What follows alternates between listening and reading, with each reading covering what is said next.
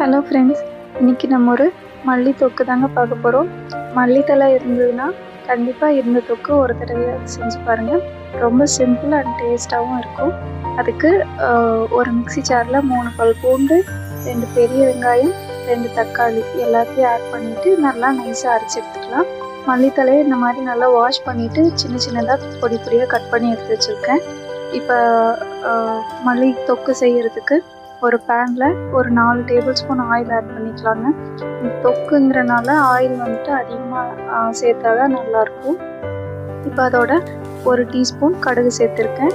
கடுகு நல்லா பொரிஞ்சு வந்ததும் 1 டேபிள் ஸ்பூன் உளுந்து ஆட் பண்ணிக்கலாங்க. உளுந்து நல்லா பொன்னிறமானதும் அதோட கொஞ்சம் வெந்தயம் சேர்த்துக்கலாம். இப்போ எல்லாமே பொரிஞ்சு வந்ததும் ஒரு கொத்து கருவேப்பிலையும் சேர்த்துக்கலாம். கருவேப்பிலை நல்லா பொரிஞ்சது இப்போ நம்ம அரைச்சி வச்சுருக்க வெங்காய தக்காளி பேஸ்ட்டை அதோடு சேர்த்துக்கலாம்.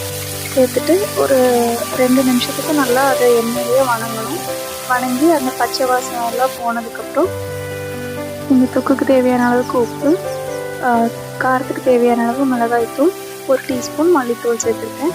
இப்போ அதோட பச்சை வாசனையெல்லாம் போனதும் நம்ம வாஷ் பண்ணி எடுத்து வச்சுருக்க மல்லித்தலையை அதோடு சேர்த்துக்கலாம். சேர்த்துட்டு நல்லா கலந்து விட்டுடலாம்.